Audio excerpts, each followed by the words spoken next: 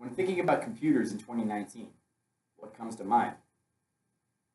You've got your pretty basic ones, like your cell phones, your desktop computers, your video game consoles.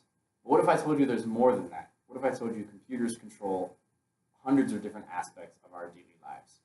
Traffic signal controllers, internet routers, HVAC control systems for the heating and cooling of buildings. Even some watches are considered computers nowadays. But what really is a computer? What makes up a computer? Well, a computer is loosely defined as a machine that uses a combination of hardware and software designed to compute different forms of information, known as data. Computers consist of mainly similar components and execute programs for different uses, like word processing, communications, and video recording. Computers are made up of mainly 7 physical components, including but not limited to the motherboard, the central processing unit, or CPU, the random access memory, or the RAM, disk storage, graphics processing unit, or the GPU, power supply unit, or PSU, and the chassis, or case. Also included with the internal components of computers is internal wiring and cooling systems. Accessories for us to interact with computers in different ways include display monitors, speakers and headphones, mice, and keyboards. When thinking about the internals of a computer, I compare it to the human nervous system. The motherboard sort of acts as the bones and the nervous system of a computer, so it holds all the components together and sends flow of different signal in between the components so that they can communicate with one another. The CPU is sort of like the brain. It handles the calculations of data and processes and controls the in and out of information on the computer. The RAM is the attention span of the computer, sort of like how much data can be processed at one time. It comes in all sorts of different storages, and obviously the higher the better. Information storage is also an important consideration when we're talking about computers. Disk space is the physical location where the data is stored in a computer. It comes in different forms, such as a spinning hard disk drive where information is written and rewritten to. And then there's also solid-state drives, which are a form of flash storage, which is small silicone made-up chips that run on electricity and store information.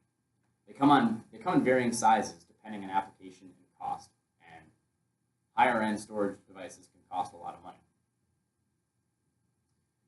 As far as image processing, when it comes to computers, the graphics processing unit is a subsystem of a computer. A subsystem being a smaller system within an overall picture, in this case, computers. The GPU is responsible for the processing of graphical information. It includes its own CPU, RAM, and power delivery systems. It also outputs the information to a display, such as your computer screen or a monitor or whatever else. The power supply system is sort of like the digestive system of the computer. It supplies electricity to all the components. It converts alternating current, which is what comes out of the wall, to direct current, which is what the components in the computer will use. The chassis, or case, is what holds and protects all of the components. The components run on electricity and a lot of times have high-velocity spinning fans, so we need to be protected from the components, but the components also need to be protected from the elements. The physical size and appearance of a computer is also determined by its chassis. So a cell phone, or a laptop, or a desktop computer, what you see on the outside is a chassis.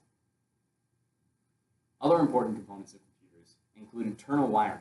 Now, internal wiring is how the components inside the computer talk to one another and send electricity between one another. They come in varying sizes and connectors, and design considerations for computers often overlook internal wiring, so it's very important. The internal components of computers are also in close proximity and generating a lot of electricity and heat and require varying cooling systems, including fans, radiators, and other forms of thermal management. When interacting with computers, you think of some of the basic things like mice and keyboards for program selection and word input, microphones for communication services, or touchscreens for other sorts of selection input. Output for computers include display monitors, touchscreens, speakers and headphones, and light indicators, such as traffic control signals or indicating LED lights. Where will computers go in the future? Computers have become so integrated to our daily lives that at this very moment, I have 3 computers on me working in my life right now. Other applications for a computer include artificial intelligence, robotics, mathematical simulations, and even capturing the first image of a black hole. But where will computers go? What will they do in the future? What will will be the limiting factor for computers in the coming years? And what will be the next